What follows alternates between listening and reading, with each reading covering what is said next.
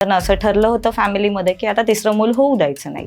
But माझ्या आईला मी राहिले आणि त्यानंतर समूह असं झालं की 2 मुलं आहेत तर अबॉर्ट करणं. खाण्यापिण्यापासून वांदे होते कारण की मी मिडल क्लास फॅमिलीतनं बिलॉंग करते, त्यामुळे योग्य तो आहार माझ्या मम्मीला भेटला नाही. माझ्या आईने स्वतः बेबीची आणि आईची जी नाळ असते ते कट करणं वगैरे या सगळ्या गोष्टी केल्या. त्या दरम्यान मला असं झालं होतं की मला खूप प्रचंड ताप आला. तो ताप माझ्या ब्रेनपर्यंत गेला आणि त्यामुळे मग मला थोडेसे झटके येण्याचा प्रकार हा झाला होता. सो डॉक्टरांनी सांगितलं होतं की 2 झटके इज इनफ, तिसरा आलं तर मुलगी वाचणार नाही. सो ते म्हणे की ही मुलगी काहीच करू शकणार नाही, मग हिला पुढे शिकवू नका, हिला पार्लरचा कोर्स करून द्या किंवा हिचं आता लग्नच करून द्या, अशा गोष्टी झाल्या.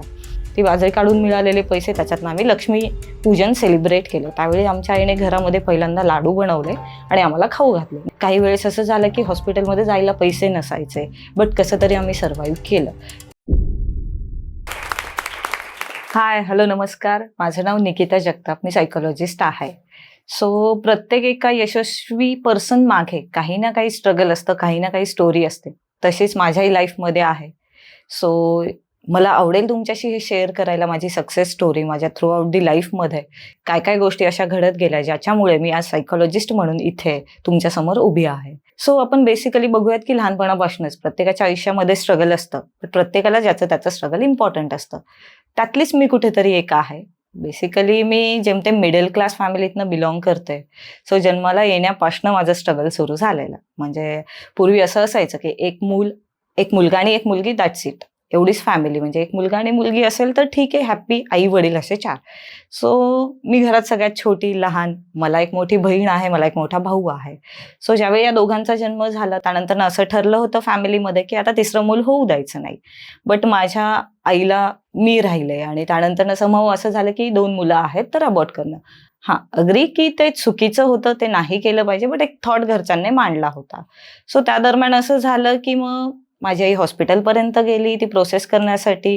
बट देवाच्याच मनात होतं की बाबा नाही, अबॉर्ट नाही होऊ द्यायचंय किंवा हे मूल आपल्याला जन्मालाच घालायचंय. सो मग तसा माझा जन्म झाला. ज्यावेळी मी आईला असं कळलं की ती प्रेग्नेंट आहे, त्यानंतर तेव्हापासून तिचं स्ट्रगल होतं की खाण्यापिण्यापासून वांदे होते कारण की मी मिडल क्लास फॅमिलीतनं बिलॉंग करते. स्ट्रगल करणं या सगळ्या गोष्टी, त्यामुळे योग्य तो आहार माझ्या मम्मीला भेटला नाही. माझ्या आईला प्रेग्नन्सीमध्ये योग्य आहार न मिळाल्यामुळे माझी प्रेग्नन्सी ही घरीच झाली. कारण की फॅमिलीमध्ये फायनान्शियल बॅकग्राऊंड एवढं स्ट्रॉंग नसल्यामुळे माझ्या आईने स्वतः मला जन्म दिलेला आहे आणि तो एका घरामध्येच झालेला आहे. त्यावेळी आम्ही राहायला मुंबईच्या ठिकाणी पनवेल इथे होतो. 1 RK आमचं घर होतं. तिकडे माझा जन्म झाला. मग माझ्या आईने स्वतः तिची बेबीची आणि आईची जी नाळ असते ते कट करणं वगैरे या सगळ्या गोष्टी केल्या आणि त्यानंतर मग हॉस्पिटलमध्ये एक नाव नोंदवण्यासाठी घेऊन गेले. त्यानंतर आईला खायला व्यवस्थित नसल्यामुळे, त्याचबरोबर घरी डिलिव्हरी झाली, योग्य ते आहार नसल्यामुळे सम कॉम्प्लिकेशन्स सुरू झाले. मग त्या दरम्यान मला असं झालं होतं की मला खूप प्रचंड ताप आला. तो ताप माझ्या ब्रेनपर्यंत गेला आणि त्यामुळे मग मला थोडेसे झटके येण्याचा प्रकार हा झाला होता. सो डॉक्टरांनी सांगितलं होतं की 2 झटके इज इनफ, तिसरा आलं तर मुलगी वाचणार नाही. बट त्या दरम्यान असं झालं होतं की अगेन देवानेच परीक्षा बघितली म्हणावं की तिसराही झटका मला आला. सो त्यावेळी माझ्या मम्मीने मला लिटरली उचलून पळत सुटली होती. त्यावेळी तिच्या पायाला कापलं, तिला टाके पडले. या सगळ्या सिच्युएशनमधून तिने मला वाचवलं आणि तिथून वाचल्यानंतरनं मी हळूहळू मग एज्युकेशनमध्ये गेले. माझा स्टडी, मी मोठी होत गेले. मला 2 भावंडं, आम्ही मोठे होत गेलो. स्ट्रगल करत करत पुढे आलो. मग पुढे आल्यावरती एज्युकेशनमध्येही स्ट्रगल, समहाऊ माझ्या एज्युकेशनमध्ये काही कारणास्तव थोडा गॅप आला होता. त्यावेळी अगेन रिलेटिव्हज आपले खूप इम्पॉर्टंट असतात सगळ्यांना. सो ते म्हणे की ही मुलगी काहीच करू शकणार नाही आणि बऱ्याच असे टोमणे देणं, टॉन्ट देणं, मग हिला पुढे शिकवू नका, हिला पार्लरचा कोर्स करून द्या किंवा हिचं आता लग्नच करून द्या, अशा गोष्टी झाल्या. सो त्याचबरोबर असं झालं की मिडल क्लास फॅमिलीतनं आम्ही बिलॉंग करत होतो. तर माझे वडील थोडेसे, त्यांना पोलिओ असल्यामुळे त्यांच्या पायामध्ये थोडासा इश्यू आहे. सो त्या दरम्यान असं झालं की त्यांच्या फॅमिलीने त्यांना थोडं निग्लेक्ट केलं. लहानपणापासून तेही त्यांच्या मामाकडे वाढले. मग त्याच्यानंतर आम्ही मोठे झाल्यानंतर अगेन इंडियन सोसायटीमध्ये जमिनीवरनं वाद असतात. त्याच प्रकारचा आमच्या घरातही होता.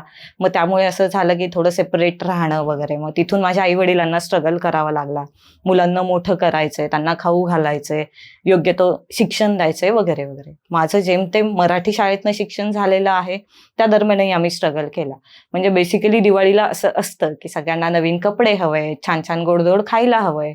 सो लक्ष्मी पूजनाचा दिवस होता. त्या दरम्यान आम्ही एका खेडेगावात राहत होतो. समहाऊ डिस्प्यूट असल्यामुळे फॅमिलीमध्ये आम्हाला शिफ्ट व्हावं लागलं होतं.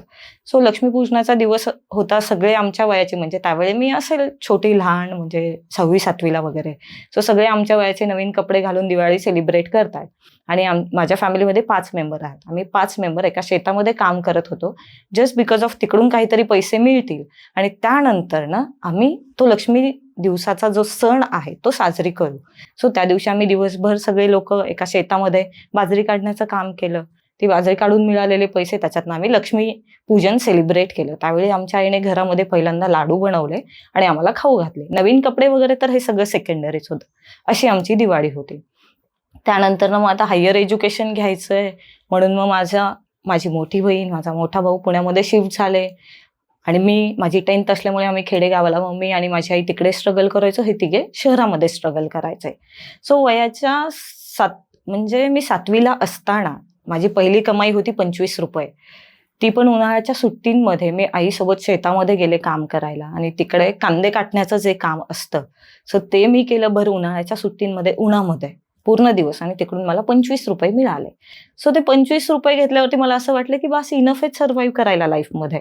मी मम्मीला म्हटलं की तू एक काम कर, याच्यातले ₹20 तुला घे, त्याच्यातनं जे काही घरात लागतंय खायला, सामान भरावं लागतं, ग्रॉसरी, किराणा माल ज्याला म्हटलं जातं, तो तू भर आणि उरलेले ₹5 जे असतील ते मला ठेव, मी काहीतरी खायला घेईल आणि इनफ. मग माझा त्यावेळी माइंडसेट असा झाला की दिवसाचे ₹25 मिळाले तरी बास आहे, चला पुढे. सो असं करत करत आम्ही स्ट्रगल केलं. बट हळूहळू मग एज्युकेशनची गोड लागायला लागली. मग मीही माझ्या हायर एज्युकेशनसाठी आम्ही पुण्यात शिफ्ट झालो. पुण्यात शिफ्ट झाल्यावरती शहरी भागामध्ये स्ट्रगल करणं is very very difficult. But तेही आम्ही केलं समहाऊ. माझ्या आईने, माझ्या वडिलांनी, माझ्या बहिणीने, माझ्या भावाने सगळ्यांनीच त्यांच्या परीने स्ट्रगल केले आणि मग त्यानंतर मी हायर एज्युकेशन कंप्लीट केलं. माझं हायर एज्युकेशन कंप्लीट करत असतानाही बरेचसे हेल्थ इश्यूज झाले. काही वेळेस असं झालं की हॉस्पिटलमध्ये जायला पैसे नसायचे, बट कसं तरी आम्ही सर्व्हाइव्ह केलं. त्या हेल्थ इश्यूमुळे समहाऊ माझ्या एज्युकेशनमध्ये एक वर्षाचा गॅप झाला. सो त्या गॅपमध्येच मला लोकांनी खूप हिणावलं. त्यामध्ये लोक म्हटली, रिलेटिव्ह म्हटले की तू आयुष्यात काही करू शकत नाही. माझ्या आई वडिलांना म्हटलं गेलं की तुमची मुलगी 10,000पेक्षा जास्ती ₹1ही कमवू शकणार नाहीये. सो बेटर आहे की तुम्ही तिचं लग्न करून द्या वगैरे वगैरे. बट याच्यातही खंबीरपणे माझे आई वडील, माझे बहीण भाऊ, माझं कुटुंब माझ्या मागे उभं होतं.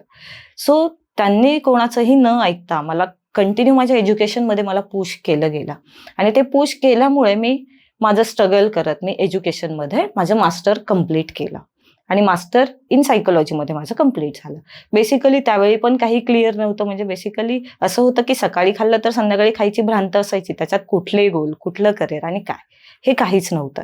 सो त्यामुळे जसं समोर येईल तसं तसं ॲक्सेप्ट करत करत पुढे आलो. पुढे आल्यानंतर ना ग्रॅज्युएशनच्या 2nd इयरला मला सायकोलॉजी सब्जेक्टमध्ये आवड निर्माण झाली. मग जशी आवड निर्माण झाली आणि लहानपणापासूनच कुठेतरी असं एक होतं पर्सनॅलिटीमध्ये म्हणा किंवा मनामध्ये की मोठं होऊन लोकांची मदत करायची आहे, लोकांना काहीतरी माझ्याकडून देता येईल, ही माझी नेहमीच धडपड असायची.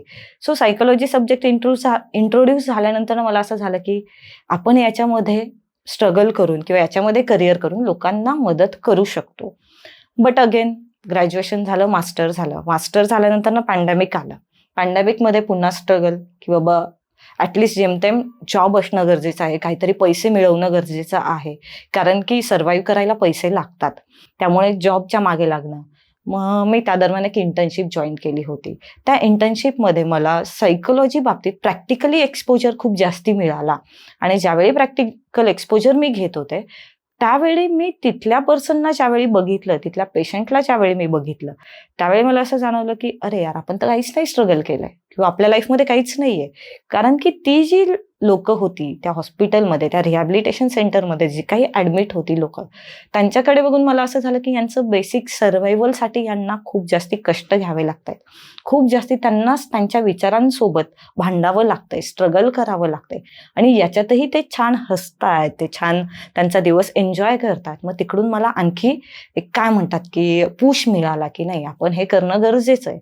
मग अजून मला याच्यामध्ये आवड निर्माण झाली. हे करत असताना माझी पहिली केस एक लॉयर पर्सन होती.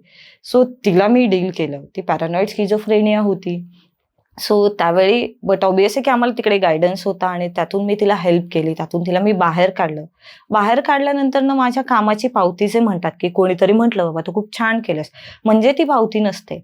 सो जी पर्सन घरातनं बाहेर जायला घाबरत होती, जिला लोकांमध्ये जायला भीती वाटत होती, ती पर्सन एक दिवस रँडमली मी लंच ब्रेकला चालले होते आणि एक फिमेल स्कूटी घेऊन समोर आली आणि तिने स्टॉल काढला आणि म्हणे, "मॅडम ओळखलत का?" मी म्हटलं, "नाही."